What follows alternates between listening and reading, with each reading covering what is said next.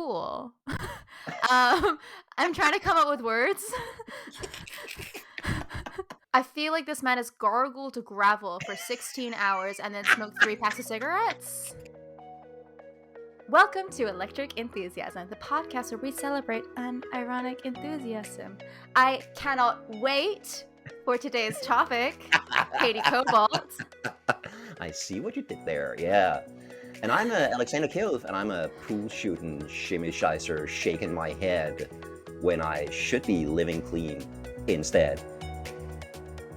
I feel like there's a song or a poem coming my way. Yeah, both. Very much both. It's gonna be awesome. So, Alex, tell us how this awesomeness works. In each episode, one of us presents a topic that they're super enthusiastic about, but which the other host may know little to nothing about, and then does their level best to spread that enthusiasm to the other host and to you, the listener. We have occasional guests on who are super excited about something that we know nearly nothing about. And then we have the moment of meta, where we get enthusiastic about enthusiasm itself and tell you how to live a more enthusiastic life, because enthusiasm matters. It makes your life better. Yes, it does. And you should share your enthusiasms with us on our website, electricenthusiasm.com, or our Instagram @electricenthusiasm. Tell us what you're super excited about these days. You could even plain old send us an email at hello@electricenthusiasm.com. Yeah! So, Alex, what are we talking about today? Today, I chose the topic of Tom Waits. What do you know about Tom Waits? It is a name Very good, very good, yeah. of a human person So far, yes, that 100% correct. feel like I've heard before, and I don't know why. Based off your intro, I'm gonna go with singer-songwriter. Exactly, and so much more. That's all I got. That's literally everything. Okay. I'm so excited.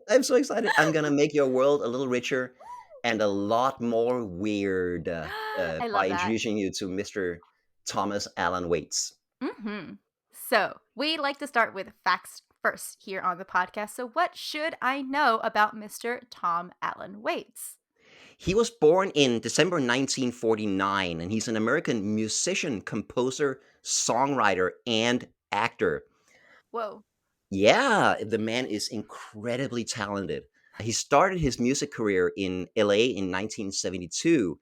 He was playing at the Troubadour Club when he was discovered by David Geffen, the music producer. So he's been around for 50 years of making music and acting, but he has had essentially no chart hits on his own and no major commercial successes.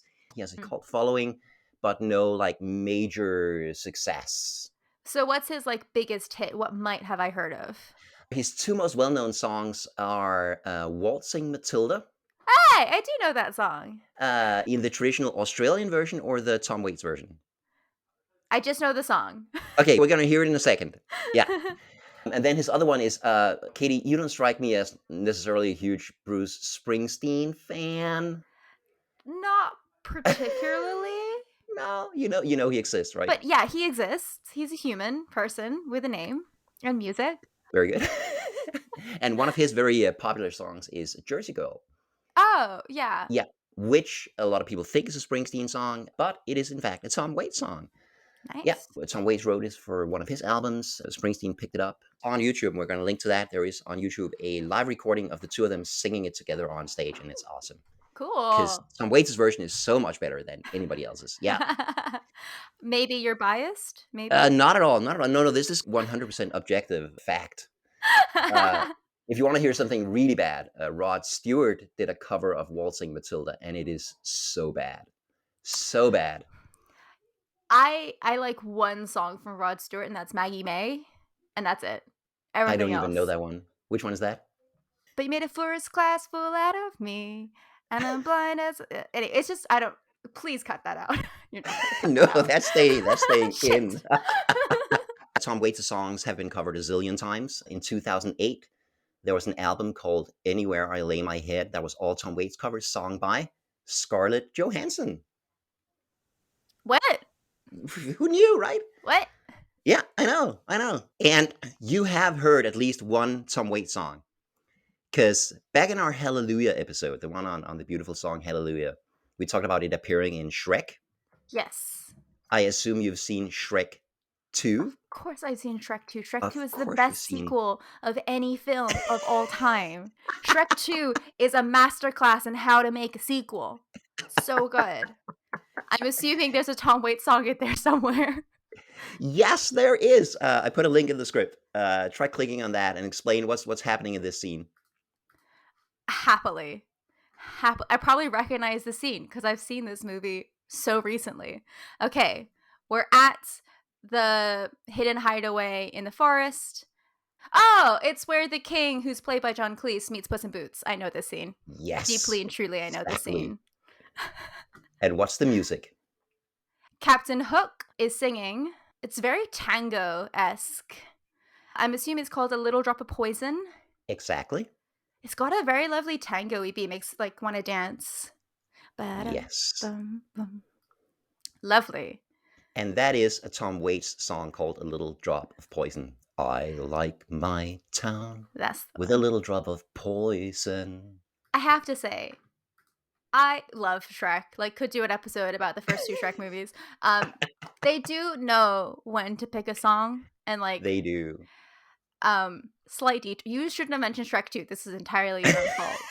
I don't think you realize how enthusiastic I am about Shrek 2. There's But an episode right there. the final, it's happening now. The final song, Holding Out for Heroes, sung by the fairy godmother, is truly one of the greatest uses of diegetic music and non-diegetic music at the same time. So you have Hmm. Shrek's hero theme playing alongside Holding Out for a Hero, and it's fire. It's pure and utter fire, musical awesomeness. She's holding out for a hero. He's a hero. His hero theme is playing. Badass shit is happening. It's honestly Shrek 2, masterclass in sequels. Thank you so much for bringing it up. Oh, that's good. I gotta go back and rewatch it now. You do it so good. Yeah, Everyone should. yeah. And here's the thing: they stick some good music in those So movies, right? good. So Hallelujah good. in the first one, Tom Yes. Waits this one, and here's the theory on how that happened. Because Shrek is of course made by DreamWorks. As a fuck So you to Disney. yes, exactly, Lord Farquaad, Lord Farquaad. Yes. Yeah, DreamWorks. The official name is DreamWorks SKG. You know that? Do you know what the Yeah. SKG is? Is it like a music industry group? Nope. It's named for the three founders. So S is Steven Oh. Spielberg. K is David Ka- Jeffrey Katzenberg. Katzenberg. Katzenberg. Yeah, and G is David Geffen, the producer who Oh! discovered Tom Waits. Well, that explains it. I remember Hmm. watching it in a movie theater, and I was like, "That's Tom Waits! That's a Tom Waits song!" It's a great Tom Waits song. It's a great Mm, example of sort of his mid-career songs that are mm-mm. weird but not yet too weird. We're going to talk about that, and it has wonderful lyrics. I like my Nice. town with a little drop of poison. Yes. Very Nobody cool. knows they're lining up to go insane. Mm, There's a line that goes, "I great smoke my lyrics. friends down to the filter." Oof. Great. Great lyrics. So we are going to talk about all about the great legendary Tom Waits. We're going to talk about his voice, which is Mm, phenomenal. We're going to talk about his songwriting, which is fantastic. We're going to talk about his acting because he's a great actor. mm. And finally, we're going to talk about his role because he plays a role. Nobody's seen the real Tom Waits except his close friends. Oh, I love it when people do that. They have like a persona. Yes. Very cool. He does that to a larger extent than anybody I can think of right now. Very Yes. interesting. So, Alex, why did you pick Tom Waits? Well, I'm a huge fan. I love his music, or I should say, I love some of his music, and we're going to talk about why that is. I love about half of it, and the other half is yeah. We're going to talk about that. Mm, And I realized that Tom Waits is very much an acquired taste, right? Some people just hate everything he's ever done, and as soon as they hear his voice, they're like, "Turn it off! I hate that stuff." And that's fine. Even if you don't like Tom Waits's music, stick around for this episode because there are so many interesting things about him and the way his life and conducts his career and creates his music that are super interesting, whether or not you like his music. I feel like he's peak us, Katie, because it's music. A lot of it is jazz. It's a weirdo who just does things his own way. This man ran out of fucks to give 50 years ago, Yes. and just does whatever the fuck he wants. He has been making the world a little weirder for 50 years now. I think that's phenomenal. I love that. And the good news is that if you listen to some Tom Waits and you like it, there are 17 studio albums to dig into, and only 8 of them are like truly weird, like super weird. And his live albums are fantastic as well. So there's a lot of stuff Nice. to dig into here. That sounds awesome. I'm very excited to learn more about this human person. Beautiful. So let's start with his voice because he's got a voice like nobody else. We talked about waltzing Matilda. Yes. So I want you to listen to a little bit of that and tell me, how would you describe his voice?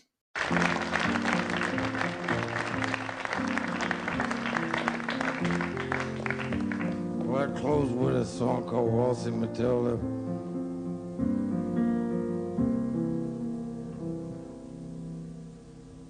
Wasted and wounded, ain't what the moon did. It's a God without paid for now. Now see tomorrow, if Frank can I borrow a couple of bucks from you to go waltzing Matilda, waltzing Matilda, you go waltzing Matilda with me. And I'm in I feel like this man has gargled gravel for 16 hours and then smoked 3 packs of cigarettes. Like, even Yes. from like him saying, "Here's waltzing Matilda." Yeah. Cool. I'm trying to come up with words. So it's very deep. Hmm. It's very gravelly. His mouth isn't moving at Uh-huh. all. So there's not a lot of enunciation. So the lyrics are kind of lost. You just kind of get the tone. Hmm. Yeah, gravelly. Gravelly, absolutely. I feel like for breakfast, this man has gravels with his cereal, and then washes it down with a cup of sand. Yeah. He is hitting the notes though. Like it is tuneful. It is melodic. Yes. Great. Interesting. Yeah. Interestingly, this song is informally known as Waltzing Matilda. He took the traditional Australian folk song, Waltzing Matilda, and he took the chorus from that, and then he wrote his own verse. The real name of the song is Tom Traubert's Blues, Mm-mm. or Four Sheets to the Wind in Copenhagen. Hey, now we know why you like him. Exactly. And there's a story behind that. Of course there. He was on his first European tour, and he gets booked to be a guest on a Danish television show. They invite a female Danish singer on called Matilda Bondo. She was part of this famous folk duo in Denmark called Lasse and Matilda. After the show, Matilda and Tom Waits hit the town and get really plastered, and nobody knows exactly what goes on between them. But clearly, Tom was smitten, and sometime later, he writes this song. Yeah, Wow. so that's how that happened. He was inspired by a Danish woman to write his biggest hit. This was his biggest hit. That's yes, definitely one of his Uh, most famous songs. definitely not heard this one before. Yeah. Some of the lyrics, of course, are "No one speaks English and everything's broken." So, not a flattering portrait of Copenhagen in the '70s, but hey, you take what you can get, right? When you're a small Yeah. country, every mention is a good mention. There's no such thing as bad press. Yes. His voice is it's distinctive. Nobody else has a voice like that. It is gravelly, it is rough, but the man can sing. So he's not Mm. off key. He's No. definitely hitting whatever he wants. And for the kind of songs that he writes, I think his voice is perfect. There's a lot of emotion in that voice Yeah, still. definitely. And his songs are very emotional. What do you think? Is this a voice you wanted to hear more of, or are you like, Take it away from me. This is awful. I'm intrigued. Yeah. I feel like blues music would be great for him. Hmm. If he's trying to sing a happy song, what does he sound like? Does he like I mean like can he like he is very emotive and very evocative, but it's all Yeah. very like negative emotion? I'm very curious to hear other stuff from him to see like Yes. what's his what's his what is the word I'm looking for? Like Range. range. Yeah. Range. Does he have a range? Is it all this style? There are no happy Tom Waits songs, I don't think. But it's not all doom and gloom. There is emotional range there. Hmm. Yeah. Okay. Intrigued. Excellent. So that was the voice, which is phenomenal. Let's go to Tom Waits, the songwriter. And you know how a lot of artists, whether they be singers or painters or whatever, they will start out their career as young people and they're really edgy and a clear vision and not afraid to provoke people. Hmm. And then as time goes by, they become like more commercial and like uh, what's the word? Cowardly or yeah. They have more to lose, They maybe. have more to exactly. Tom Waits went in completely the other direction. It's so cool. I don't know if I can think of anybody else who's gone that way. But his first album is called Closing Time. It came out in 1973. And it's very much folk Mm, music style. And it's very approachable. These are just good songs. Very yeah. sentimental, very sappy, very schmaltzy. Do you know the origin of the word schmaltz? I'm assuming it comes from the schmaltz being chicken fat. Exactly, rendered chicken fat. Yeah. It's very Jewish. It's a Jewish thing, yeah. When he's making his second album, The Heart of Saturday Night, he gets a new producer called Bones Howe. Excellent name. Fabulous name. We love a good name on this show. We do. Bones Howe. And Bones is used to producing jazz. He's worked with a lot of jazz musicians. So that's when Waits' music goes from being pure folk to being more jazzy, more bluesy. Mhm. And that influence lasts up through his entire career of working with Bones Howe. At some point, he goes to Bone and he says, "Listen, I've been so happy with the way we work together, but I find that every time I'm writing a new song, in my mind, I'm thinking, will Bones like this?" Yeah, Aw. yeah. And so it's limiting me as an artist. And then they've stopped their collaboration and they haven't made any records together since. And Boo. from then on, Tom Waits' music goes first. It goes like theatrical, cinematic, and then it Okay. goes really weird. His last 7 or 8 albums are just so weird, like found instruments. It's Tom Waits singing into a megaphone. It's just super weird, and a lot of that stuff I honestly don't enjoy. It's too. Some of it is good, but a lot of it is just too weird for me. Yeah. But I want to play you 3 songs, just a snippet from each, to give you a sense of his development, where he came from and where he Yes. went as a musician. From his second album, Heart of Saturday Night, I want you to listen to. Here you go. And just to the listeners, we might not be able to actually put the music in the podcast for copyright reasons. Mhm. So right now, pause the podcast, go listen to Tom Waits' song, Heart of Saturday Night, and then come back and hear how Katie reacts to it. Okay, here we go. Little bit of guitar. You can hear some streets in the background. I see what you mean. It's very sentimental. Uh huh. Oh, where's the gravel? It's less gravelly. I like Mm this. It's a bit like sappy. hmm. Mm hmm. It feels nostalgic. It's very sweet. Yes, exactly. It's very sweet. One thing I really like is when I scroll down and look at the comments to see how people are responding to the song. Like the previous song, the Waltzing Matilda one, there was loads of people like, iconic, this is the legend, no one else can do it like him. But this one seems to be more like poetry and maybe people being nostalgic, and it's very melancholic. And yes, Yes. the song is like a warm hug. That's what it is. It's this guy, this working stiff, Mm. saying it's been a hard working week and now it's the heart of Saturday night. It just paints this picture Yeah. of this guy excited for his Saturday night out. It's sweet, it's sentimental, it's sappy, it is schmaltzy, but I like it so much. That All right.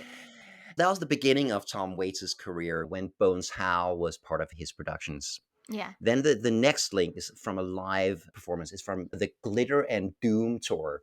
That fabulous name. Right? This is a song called Circus, and this is an example of Tom Waits at his most theatrical and cinematic. And it's basically just him telling a story from this circus world. Check it out. Listen to a little bit of that and let me know what you think. It's got that very circusy boom bam bam boom bam bam boom bam with him telling a story over the top. Hmm. There's the gravel has come back, Yeah. and he's also really lengthening his sibilant sounds and his town vowels. Ow, ound. He's really like lengthening things. It's you're right. It's very theatrical. Uh huh. Does he sing or is it just this talking? That's him for 5 minutes telling the story of the circus. So it's just storytelling. It's just story time. Some of his songs are that. Yeah. Some of them are like beat poems, but most of it has actual melody. This is just an example of him at his most theatrical. Sorry. He talked about tripod. That was Yeah. funny. Tripod the orangutan. Yeah. Yeah. How Tripod got his name is It's not not appropriate appropriate for for children. children. It's very interesting to see how his vocal changed significantly between the first song and this song. Mhm. And this one really does feel like a poem. It feels more like a poem than a song. He's telling us a story. He still has like a sense of performance to it. The sibilant sounds, the ow sounds are really lengthened and they're creating this really strange cadence. I wouldn't say it's an accent, it's like a cadence. It's very weird. I like it. I feel like this man could read from the phone book and it would be Yes. interesting because of that voice. Yeah. We put up our tent on a grassy knoll. Yes. Yeah, that's a The long knoll. mm. Yeah. I really love how people's accents develop and change, and so I Mhm. think this is particularly interesting to me in that the phonetics of it is very cool. He has his own completely idiosyncratic way of speaking. One thing I've noticed is that a Okay. lot of his S's turn into Z's. You That's shave very your face. Yeah, in case you're wondering, when you take an S sound and turn it into a Z, it's called voicing it. I did S, not know that. z. If you add your vocal cords to this, it becomes Z, and he's voicing his sibilant sounds. Excellent. I learned how to teach English, and for some reason that was part of my course. Beautiful. Beautiful. Okay, let's go real weird. The next song is called "What's He Building in There." Just listen to a little bit of that. Tell us what you Okay. think. I feel like this is a horror film. Yes. Like, I'm nervous. I'm very nervous. It sounds like he's speaking over a radio. Like, it's very garble. Like, you can hear the words, but there's garbling, there's radio signal. Yeah, I'm nervous. I'm very nervous. Is something gonna jump out and scare me? No, not at all. Not at all. Okay. Not at all. But that is basically his take on a horror movie, right? He goes, "What's he building in there?" Yeah. All of these speculations about that guy in that house. What's he building in there? I will say, I highly recommend watching these or listening to these with either the lyrics up or if you're watching on YouTube, closed captioning, because it Yeah. helps you appreciate the lyric a little better. The way he's written this piece helps really build that tension. Having the repetition and the way he's paced it really builds that sense of nervous anticipation that makes me like, nope, I'm scared. Alex, you know I'm a chicken. I cannot deal. What is this? Yes, I'm sure that was fully his intention. Yep. Let's scare Katie. Yes. This is from the album called Mule Variations, which is from his weird phase. Yeah, his I can feel ongoing that. weird phase. Yeah, yeah, yeah. So that was some highlights to show his range musically. Um, I want to talk about his lyrics as well. All of his songs take place in this universe of carnies and hobos and drunks and pimps and prostitutes, circus performers, late night diner waitresses, vagrants, criminals, and outcasts. Some of them are bleak, but not all of them are. Many of the songs have an underlying sweetness, and a lot of them have this longing. They're written with a longing for something better. Yeah.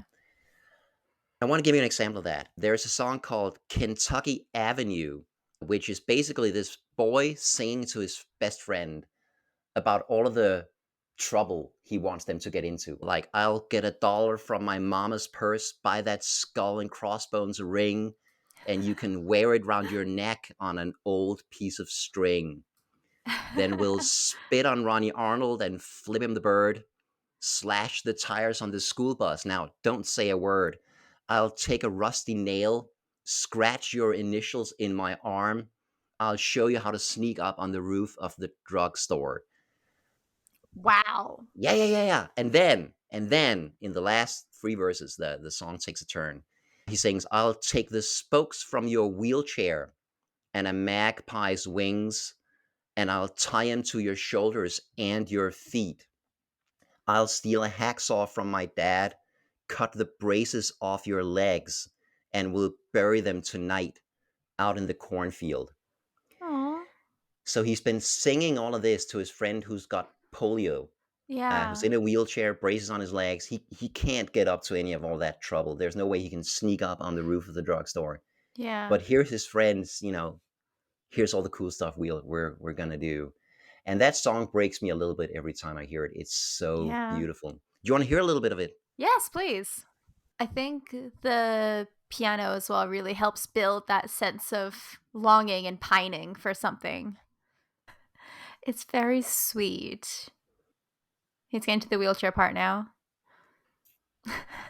It's really lovely. Right? It's really lovely. I will say, now, I've heard a couple of his songs.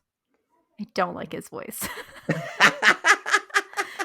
But like lyrically and musically, it's beautiful. Yeah. So I get it. I understand it. I don't necessarily personally love it. Like I said, very much an acquired taste and a love-hate thing. Yeah. But I can totally see why anyone would love him. I think I would love to hear covers. Yes. Because, like, I love the music. I love the sentimental value. I love the sense of longing and pining for something that can never be. Very evocative. I just want to hear somebody else sing it. Just for example, Diana Krall has a fantastic cover yeah. of his Temptation song. Her voice is, let's say, a little different from some voices. Yeah. Just a touch. I think she's only gargled gravel maybe once in her life instead of once an hour. Yeah, exactly. So here's the thing, though. Even if you don't like him as a singer, you might love him as an actor. Mm-hmm. He has 50 credits on IMDb. Yeah, he has been in a shitload of movies. And he's worked with some great directors. He's acted alongside people like Jack Nichols and Meryl Streep.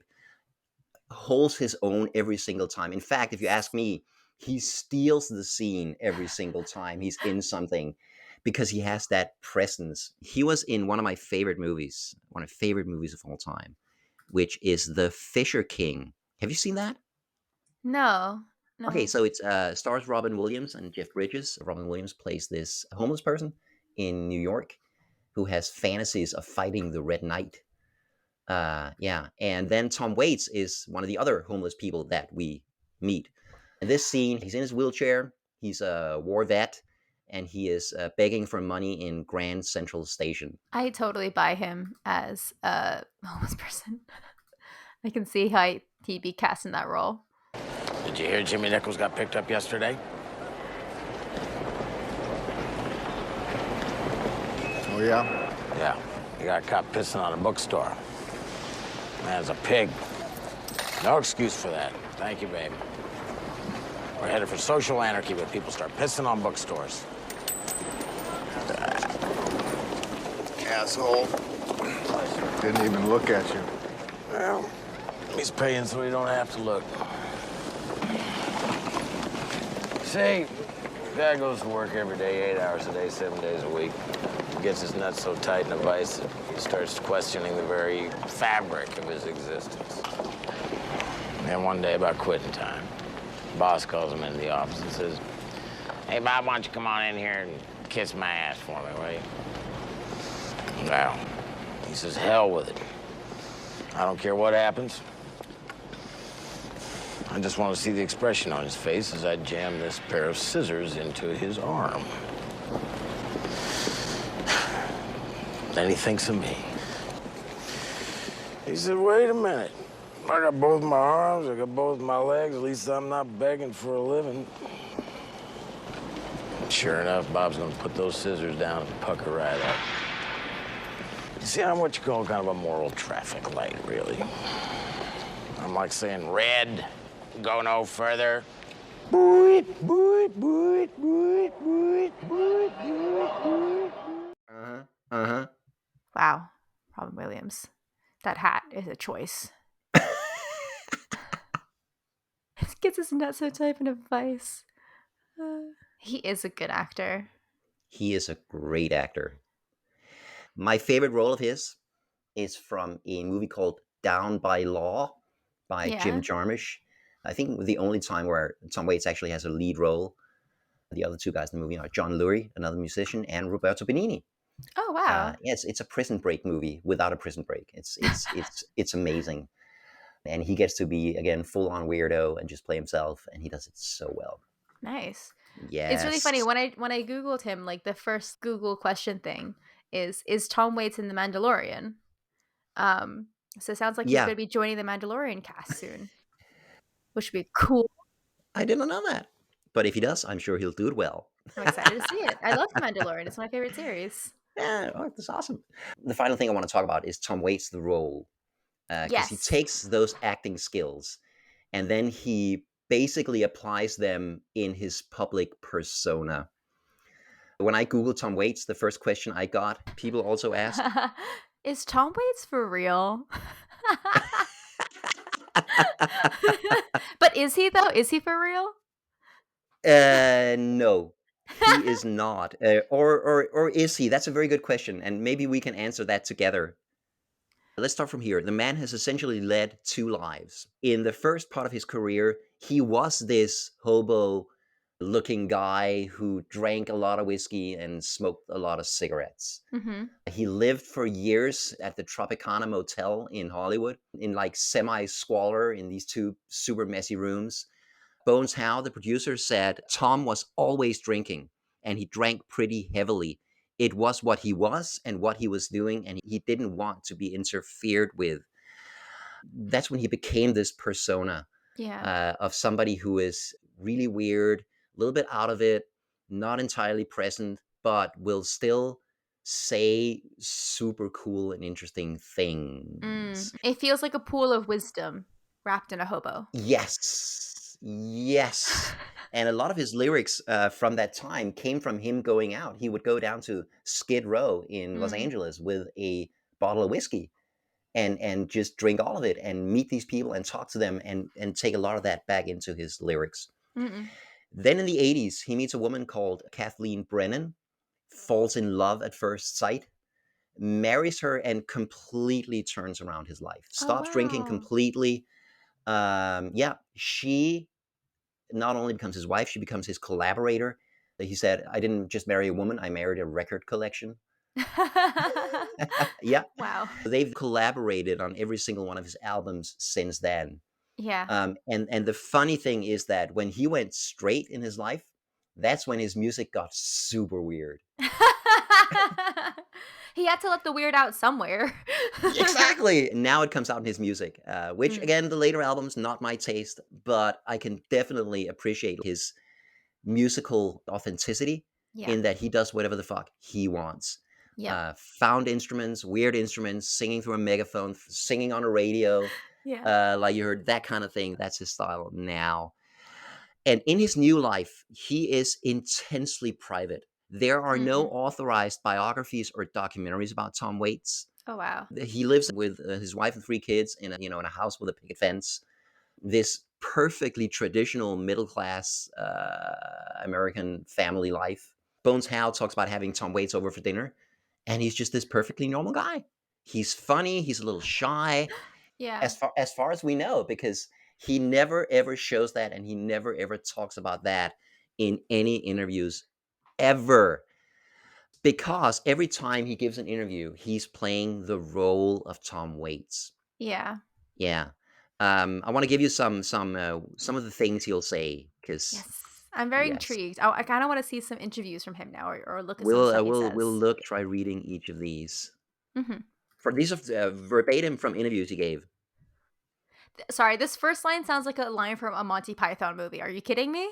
Nope, he said that with a straight face in an interview. My father was an exhaust manifold, and my mother was a tree. It's like the line, like, and your father smelled like elderberries. Exactly. That's My yeah. mother was a hamster. Okay. Next line. I worry about a lot of things, but I don't worry about achievement. I worry primarily about whether there are nightclubs in heaven. That's a legit worry. Like, would there be nightclubs? Why would you go there if there aren't? I was born at a young age. I love that. Sorry. Yeah. I was born in LA at a very young age. I was born in the backseat of a yellow cab in Murphy Hospital parking lot.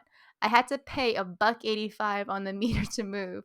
I didn't have my trousers on yet. I left my money in my other pants.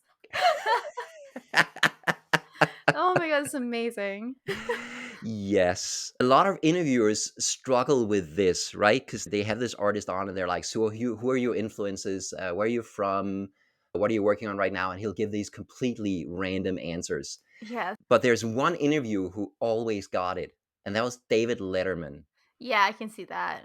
Yeah, I'm not necessarily a huge fan of Letterman in general, but his interviews with Tom Waits are phenomenal because he could just lean back and let Tom be Tom and Yeah. appreciate the weirdness. And we're gonna look at that. We're gonna play a clip. Okay. I've just loaded up. The fuck is George Clooney doing there? Okay, I can explain that. So this is one of Letterman's final episodes of the show ever. George Clooney showed up and handcuffed himself to David Letterman to prevent him from leaving the show. So he was in the background while Tom Waits was being interviewed because he was handcuffed to Okay. Letterman. Sure. Sure. Yeah, why not? Okay. Yeah. Why not? Okay. I've become more politically active lately. I think that's important. And there was a big rally right here in Manhattan this morning. And I was just perfect for me because I'm here to be on the show. But the rally was, you probably heard about it. Free the Glutens. No, I didn't. Free the glue. I bet your wife. My wife is doing the case. Yeah. It's all beginning to make sense now. They've never had a country of their own. And now we adopted a little girl who's a gluten. So, free the gluten. Yeah, well. What? I'm guessing he saw a sign somewhere saying gluten Gluten free. Yeah. and that became free the glutens. So weird. So weird. Also, he looks like his voice sounds. Exactly, right? Like he's got like scraggly red hair and it's very floofy and he's like got a very chiseled face. He looks like how he sounds. I don't think he's given a straight interview in 40 years. He'll go on shows to promote his latest album or latest tour or whatever, and he's expected to do that. He doesn't give a shit. He goes on stage playing that role and will say whatever goes through his mind, but all of it's always interesting. It's always weird, and he does not care. No. Clearly not. All of that, of course, means that he has had limited commercial success. Let's just put it like that. They say that I have no hits and I'm difficult to work with. And they say that like it's a bad thing. I'm difficult to work with. They say that's like it's a bad thing. He does things his own way, and that matters more to him. So is he fake? In a sense, yes, in that he's not himself whenever he gives interviews or he's on stage. But on the other hand, he has artistic integrity in that he does whatever he wants. And I think a great example is that he's never allowed any of his songs to be used in ads. Nice. Frito-Lay did it anyway. He sued them. Audi got a sound-alike to sing a Tom Waits-like song. He sued them and won. Nice. No, he does not do it. And I think that is because he truly, deeply cares about his music. Yeah. And about his integrity as an artist. So is he real? In a sense, no, and in a sense, yes. What do you think? Is Tom Waits for real? I really like it when people have these alter ego. Like, come on, I love drag. That's like what drag is. It's all about this idea of creating a character and then being that character every time you're in public. With drag performers, the delineation is a lot more obvious because it's a man versus a woman. You can see when they're in character. And just because Tom Waits doesn't put on 6 wigs and a bunch of eyelashes doesn't mean that they're not also putting on a character for the public. I love people who have that duality, who have that performative selves that they put out into the world. Because I think we all do it nowadays to a certain extent, like the performative self that is your social media presence, for example. If you look at my Instagram, does it look like I'm a person who's really struggling right now? Because I don't think it does, but I am. And so it's like your performative self versus the real you. And I think we all do it. And I really like it when people know that they're doing it. Like, I argue that Tom Waits knows what he's doing. It feels very aware, and I really like that. I really like that aspect. I love it when people have that awareness that the performative self is a different self, and they can play with it. And I think it's super cool. And I don't think anybody has done it to the extent that Tom Waits has for this long and this completely, where he just hasn't given a straight interview in probably 45 years. Every time he's on stage, every time he's on TV, every time he's being interviewed, he plays that role of Tom Waits. One reviewer called it an ongoing piece of performance art, which I thought was great. Yeah. What about Andy Kaufman? I don't know a huge amount about them, but I feel like Andy Kaufman is also another person who played a character. Yes. Maybe I don't know, Shia LaBeouf. Love Shia LaBeouf. Love Shia LaBeouf. He's fantastic. Isn't he living his life a little bit like a performance art piece? Yes. And I think that's amazing. There's people who are aware that we are all performing for others. The world is a stage and we are all merely actors in it. People like Tom Waits are so fascinating because of that awareness. It's so cool. I love it. Yeah. Love it. Final example, Daft Punk. Oh, yeah, totally. Yeah. So, yes, this is a very cool, like, way of looking at the world. I think this is the most interesting thing about Tom Waits to me. So if somebody wants to learn more about Tom Waits, where should they go? I mean, start with his music, right? And I would suggest starting chronologically. So start with the less weird stuff. Ease yourself in. Exactly. If you started with his last album and just listen to that first, that would be, I don't know, no. Maybe a bit much. If you like folk music, Closing Time is wonderful. It's sappy and sentimental. I love it. If you're more into jazzy stuff, I think Heart of Saturday Night or Nighthawks at the Diner, his third album, is a fantastic place to start. If you like just pure unadulterated weirdness, anything from the album called Bone Machine and later on, that's your jam. Go there. Dive in. But if you want to enjoy some of his later stuff like I do, go to the live albums because he takes the weird songs and then he makes them more approachable, more accessible for the live versions. Yeah. That's what you saw with the circus song and the orangutan named I like that Tripod. one. Yeah. So that's a good way to enjoy some of his later stuff. And my favorite is absolutely the Glitter and Doom tour, which was phenomenal. Sadly, I've never seen Mr. Tom Waits live. I would love to, but the last time he toured was in 2008. Oh, yeah, that was a while ago. Yeah, exactly. Of course, catch him as an actor. Go see The Fisher King. Go see The Ballad of Buster Scruggs. There's a new movie coming out called Licorice Pizza, which Tom Waits is also in. But just keep an eye out for Tom Waits in movies. You know, suddenly he's there. He'll appear when you least expect it, like in Seven Psychopaths, a great movie.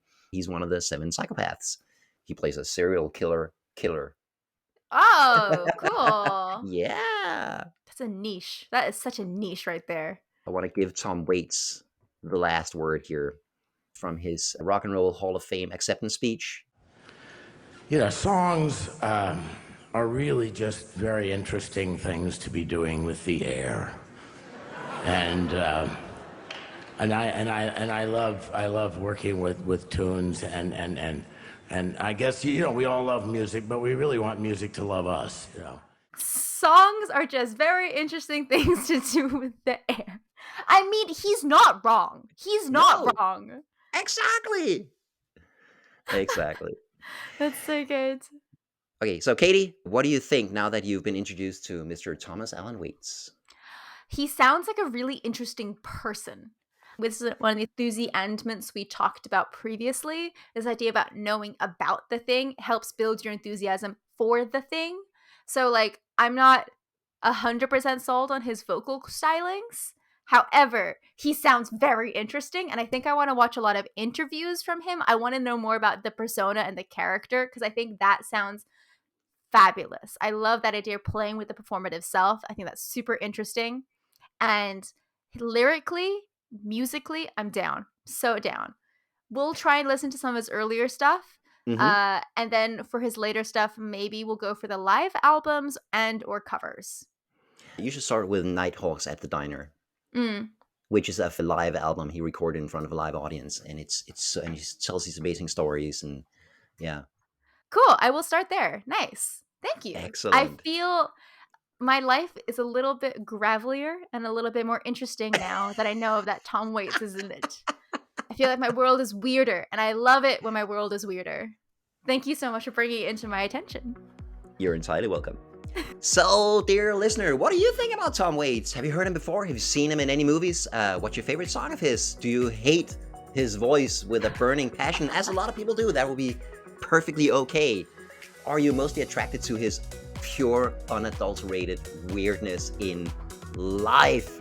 Go to our website, electricenthusiasm.com, or our Instagram, @electricenthusiasm, and tell us what you think about Tom Waits. That's so cool. He is so interesting. Such an interesting dude. Do we have a moment of meta? We do. I have a suggestion for an enthusiandment.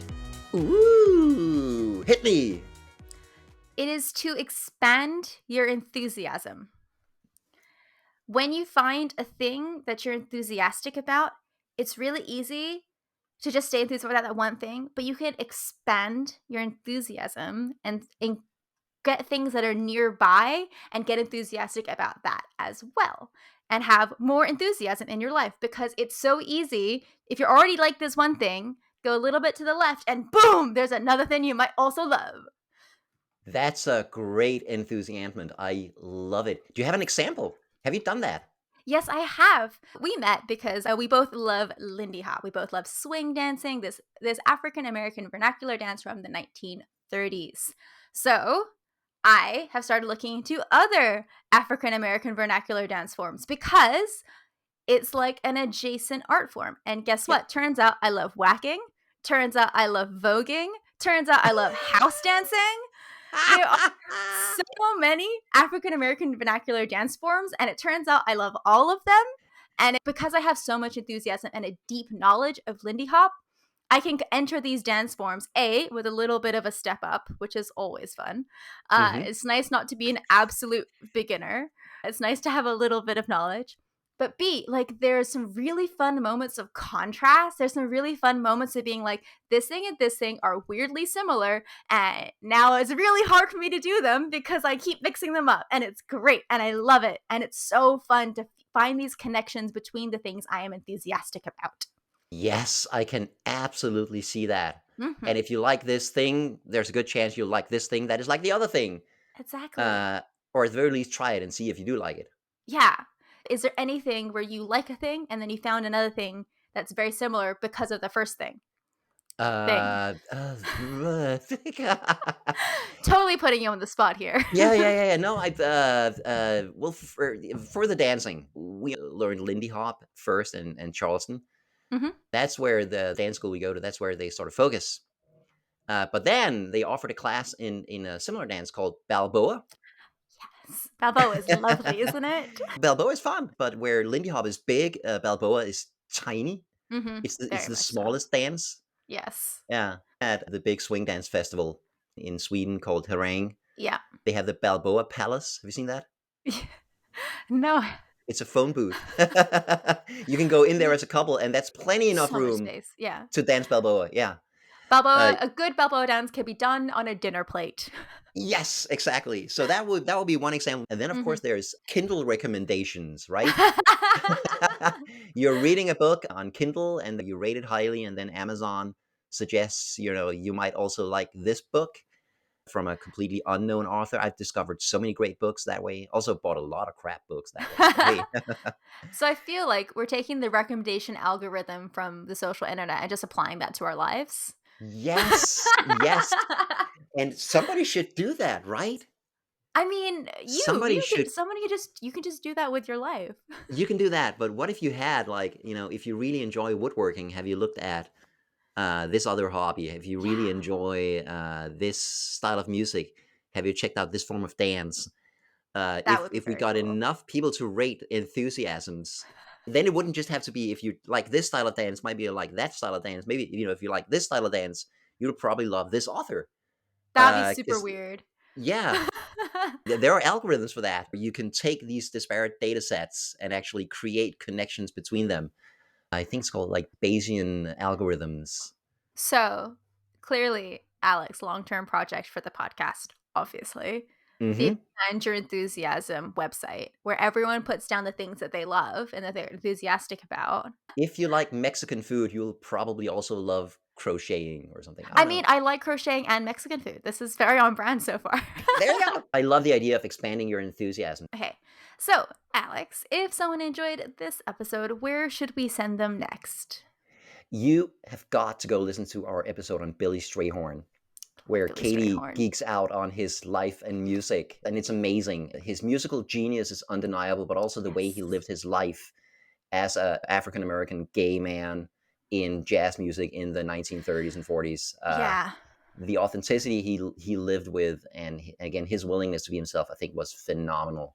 Mm, he was really Yeah, cool. fascinating story. If you like Tom Waits, you're gonna love Billy Strayhorn. What about you, Yeah. Kate? Do you have one in mind? I feel like the obvious choice here is the Hallelujah episode. We referenced it earlier. It's another song with really beautiful, in depth lyrics that no one understands. I feel like this is a perfect accompaniment to that episode. Also, Hallelujah is in Shrek 1. Tom Waits is in Shrek 2. Next time we need to do an episode on something from Shrek 3. We gotta get the hat trick, mate. We gotta get the hat trick. It's happening. It's happening. So, dear listener, we hope you enjoyed sharing some of our enthusiasms in this episode. Please visit our website, electricenthusiasm.com, or find us on Instagram @electricenthusiasm to discover more episodes or to leave us a comment. And now, dear listener, go be like Tom Waits and embrace your inner weirdo. Yes! He's just so weird. You gotta go with it. Go with the weird. Go with the weird. Follow the weird. Follow your weird instead of follow your Let's bliss. do that. Let's do that. Find us on Instagram @electricenthusiasm to discover more episodes or to leave us a comment. And now, dear listener, be like Tom Waits and follow your weird. So much better.